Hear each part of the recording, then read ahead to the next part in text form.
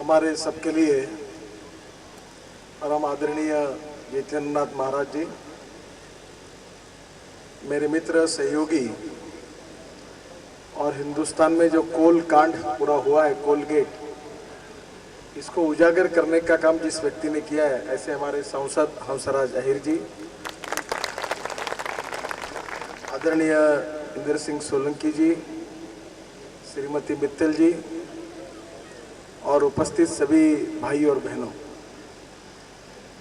सबसे पहले मैं इंदर सिंह सोलंकी जी को और उनके चैरिटेबल ट्रस्ट को हृदय से बहुत बहुत धन्यवाद देता हूं कि उन्होंने आज जो विधवा है, जिनको आधार नहीं है, ऐसे समाज की अपनी बहनें अपने पैरों पर खड़ी होकर अपने रोजगार को ढूंढकर अपना से जो सिलाई मशीन का ये जो वाटअप किया है, इसलिए मैं हृदय से उनको बहुत बहुत धन्यवाद देता हूं, उनका अभिनंदन करता हूं।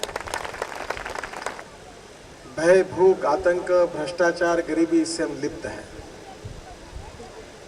हमारा देश धनवान है, पर हमारी जनता बहुत गरीब है, और इसका सबसे बड़ा कारण यही है कि हम सही नीति को अपनाकर हमारे देश की गरीबी को, भूखमरी को और बेरोजगारी को हम दूर कर सकते थे, वो कोशिश ठीक से नहीं हुई है। हमारे महाराज जी जिस क्षेत्र से आए और मैं जहां रहता हूं, उस विदर्भ क्षेत्र में कम से कम 10,000 से ज्यादा किसानों ने आत्महत्या की है। हमारे देश में बेरोजगारों की संख्या बढ़ रही है और दिन ब दिन गांव की आबादी जो है वो शहर की तरफ आ रही है रोजगार के लिए। शहर में घर नहीं है, पर अनधिकृत कॉलोनी में बोलो या कई अनऑथोराइज झोपड़पट्टी में रहने की कोशिश गरीब लोग करते हैं, क्योंकि उनके सामने कोई पर्याय नहीं होता। आज हम स्वामी विवेकानंद जी का स्मरण कर रहे हैं, उनकी सार्धशती महोत्सव के निमित्त ये कार्यक्रम कर रहे हैं। विवेकानंद जी ने कहा था कि कुछ सालों तक हम भगवान की पूजा मंदिरों में जाना लगे तो बंद करें, पर हमारे समाज में जो गरीब है, शोषित है, पीड़ित है, दलित है, जिनके पास रहने के लिए मकान नहीं है, खाने के लिए रोटी नहीं है, जिनके शरीर पर कपड़ा नहीं है, उस दरिद्र नारायण की हम सेवा करें ताकि हमारे देश से भूखमरी और गरीबी पूरी तरह से चली जाए। और मैं हमारे राजनीतिक नेताओं को अक्सर ये कहता हूं कि राजनीति का सही अर्थ जो है वो समाज नीति, लोक नीति, बृहत्तर राजनीति या धर्म नीति ऐसा है।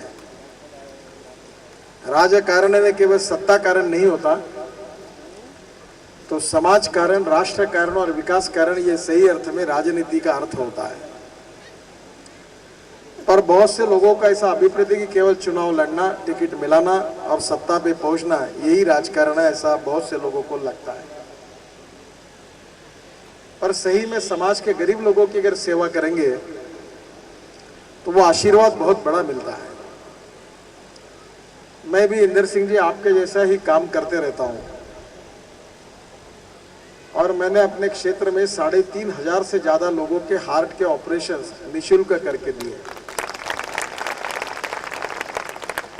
उन लोगों के आशीर्वाद मुझे मिले हैं,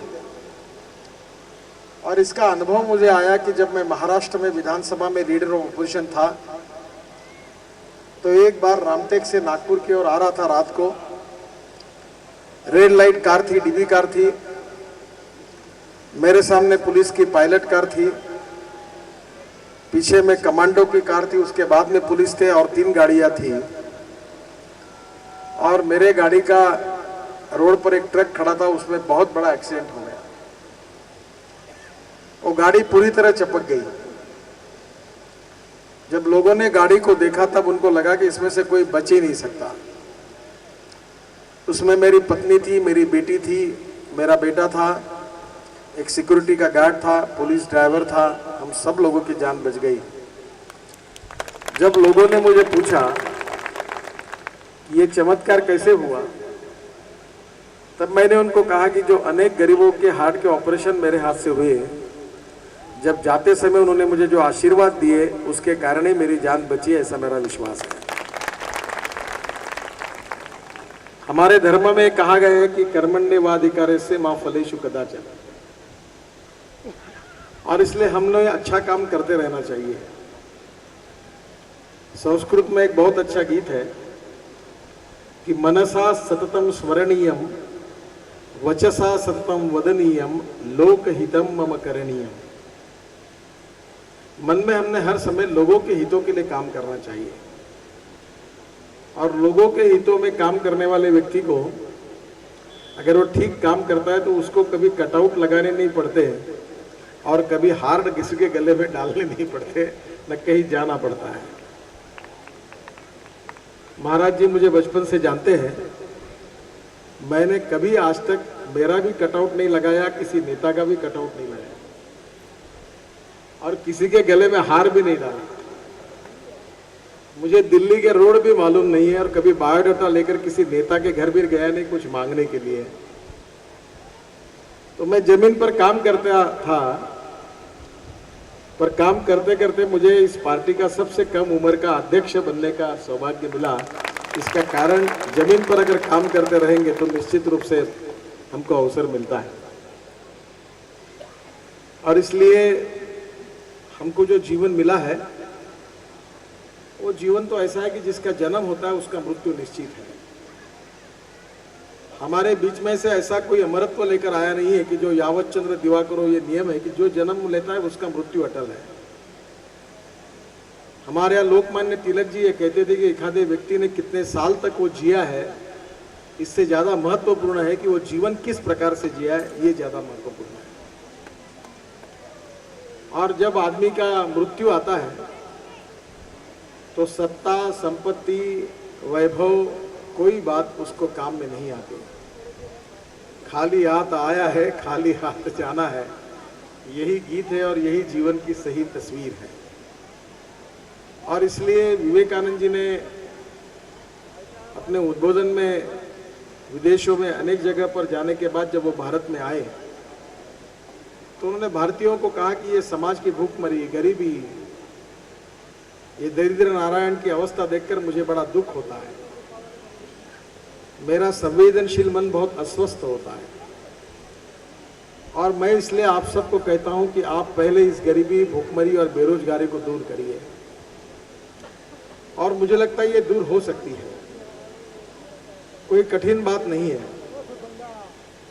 अगर आप जैसे लोग अगर कार्य करेंगे तो ये निश्चित रूप से गरीबी, भूखमरी और बेरोजगारी दूर होगी, और ये गरीबी, भूखमरी और बेरोजगारी दूर करके भय, भूख, आतंक, भ्रष्टाचार से मुक्त हिंदुस्तान निर्माण करना, जो सुखी, समृद्ध, संपन्न, शक्तिशाली हिंदुस्तान है, यही स्वामी विवेकानंद जी का सपना था।